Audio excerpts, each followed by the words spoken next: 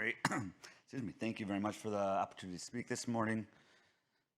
These are my disclosures. I am a co-PI on Concept Medical's U.S. trials, my main disclosure.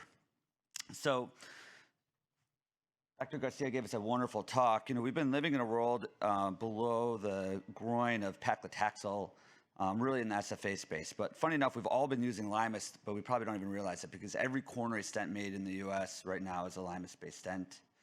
So we've really not seen paclitaxel be effective below the knee. And Dr. Garcia nicely summarized two of the U.S. trials, both the IMPACT DEEP as well as the Lutonix BTK trial that failed to demonstrate benefit of paclitaxel below the knee. We also saw Saval, which is a paclitaxel-eluting stent that failed to really derive any benefit below the knee. So I think it's time for us to switch gears. The SFA territory is a little bit more controversial, and we'll learn more, but I think we got to switch gears about what's the right medical therapy, anti-proliferative agent for the below-the-knee space. And just demonstrating here on this slide is why we've really moved in the coronary literature from our traditional Taxus paclitaxel stent to now a Limus-based stent. When you look at many of the features of the stent itself, including restenosis and TLR, there was a benefit favoring Limus over paclitaxel. And even though it's not demonstrated in this slide, there was concerns about late thrombosis and target failure of the paclitaxel stents back when they were being used in the 2000s. So again, for anybody not in the interventional cardiology space, these don't exist anymore. We only have Limus-based coronary devices. So many of you have probably seen a few of the value propositions of Limus versus paclitaxel, and I think this gets a little bit more to the cellular level. But if you think about the agent itself, Limus is a much better inhibitor of smooth muscle cell migration, which is really one of the primary drivers of our neointimal hyperplasia. It has anti-inflammatory properties, and also it's cytostatic instead of cytotoxic. And I think all of these really widen the therapeutic window for Limus-based treatments without some of the adverse events that occur due to using a paclitaxel cytotoxic agent. And so we definitely see different patterns of restenosis with Limus versus paclitaxel, as well as how the vascular wall remodels with each of these different anti-proliferative agents. And at a more clinical level, we also know that it's easier to deliver paclitaxel to the vascular wall. That's why that's been the main agent on our paclitaxel balloons in the FEMPOP space. But again, that's taking advantage of the properties of paclitaxel, which are able to elute into the adventitia quicker, but doesn't take advantage of the properties of paclitaxel that are potentially adverse. And that's really why we needed a novel preparation of Limus to be able to package it onto these balloons and be able to deliver it effectively to the vessel wall. So I'm just going to touch a little bit on what clinical trial data do exist. And again, in the US, we are now entering our early phase for the below-the-knee Limus-based drug-coated balloons. These are available overseas already. And then also, again, we already have coronary stents with Limus-based properties. We'll hear more from Sahil's trial in a month that also has a Limus-based scaffold. And so this is something that everybody needs to get familiar with for the infrapopliteal space for the time coming. So I just want to start with probably one of the more long-term data that are available for below-the-knee Limus-based agents, which is the Extosi study. This is really a pet project of Eddie Choke, who's a wonderful practitioner overseas. And this trial really demonstrated the efficacy of Limus-based balloons. In this study, looking at 50 patients, both treated with femoral popliteal lesions as well as below-the-knee lesions. And I'll just draw your attention first to the 6-month data, which really showed a great primary patency rate of 80%. Again, single-arm studies, and so we will see randomized data in this field in the future. But as a proof of concept, we see really nicely that both primary patency and CDTLR are quite optimal with the Limus-based agent. And I'll just walk you through now that we have longer-term data. Here now, 12-month, again, a little drop-off, but it's still preserving a nice patency rate of 60% and freedom from CDTLR of 86%. And I'm looking more at the below-the-knee space right now on the far right with an amputation-free survival of 75.9%.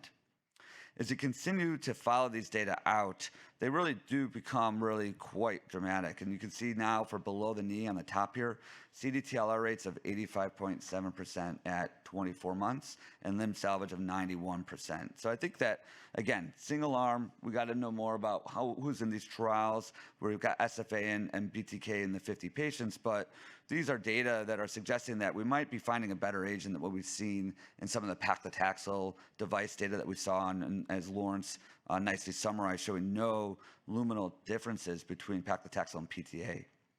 Lastly, I just want to show you newer data that's not published yet, but again, 3 years now from the Extosi study showing a Kaplan-Meier survival estimate of 84.4% for freedom from target lesion revascularization.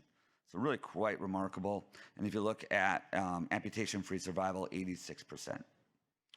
So moving on to solution. So this is the first demand solution trial, which was 50 patients. Thomas Zeller presented these data earlier in the year.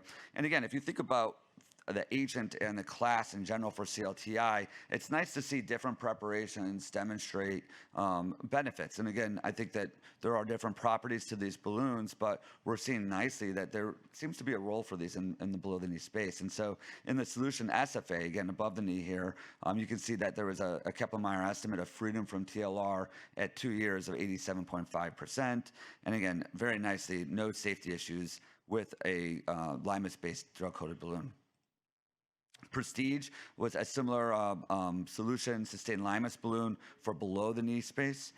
25 patients with R5 CLTI.